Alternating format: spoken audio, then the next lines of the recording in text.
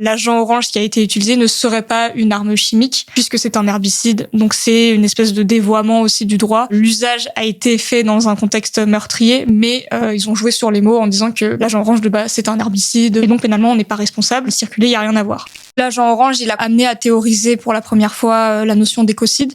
C'est un biologiste anglais qui s'appelle Arthur Galston qui avait été embauché par l'armée des États-Unis pour produire un herbicide contre soi-disant la famine dans le monde. Et en fait, il s'est rendu compte bien après que son objet de recherche, il avait été détourné pour en réalité servir des intérêts belliqueux. Et c'est un concept, l'écocide, qu'on retrouve beaucoup, qui a été transcrit dans le droit européen, etc. Mais nous, on aime bien rappeler que ça a une origine aussi coloniale et impérialiste, parce que l'ampleur des dégâts qui ont été commis ont été aussi permis par le statut d'impunité des États-Unis, dans le sens où ils se savaient complètement au-dessus des lois, au-dessus de toute juridiction internationale. Et en conséquence environnementale, on a entre 10 et 20% de la jungle a été détruite. Et au-dessus, on repoussait des grandes herbes sauvages qu'on appelle des herbes américaines. Donc il y avait une sorte aussi de colonialisme végétal.